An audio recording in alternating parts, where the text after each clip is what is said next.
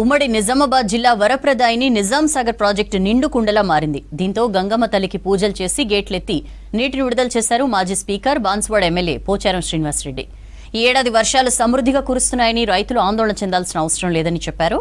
నిజాం సాగర్ పూర్తి స్థాయి నీటి మట్టం 1405 అడుగులు కాగా ప్రస్తుతం 1403.60 అడుగుల మేర నీరుంది.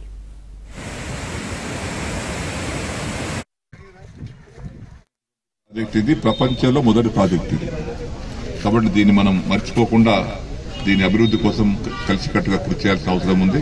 చింతించాల్సిన అవసరం లేదు. బ్రహ్మాండంగా నీళ్లున్నాయి. మొదటి పంటకైతే నీళ్లు తీసుకోండి, పంటలు పండించుకోండి.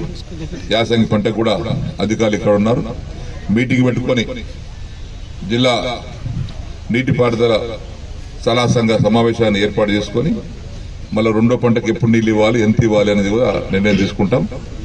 కాబట్టి రైతులు కూడా ఏమీ బెంగపడే అవసరం లేదు, ఫికర్ చేసుకోవాల్సిన అవసరం లేదు. హాయిగా పంటలు పండించుకోవాల్సిందిగా కోరుకుంటూ ఈరోజు మరొకసారి నిండు కుండలాగా నిజాం సాగర్ నింపినటువంటి భగవంతుడికి హృదయపూర్వకమైనటువంటి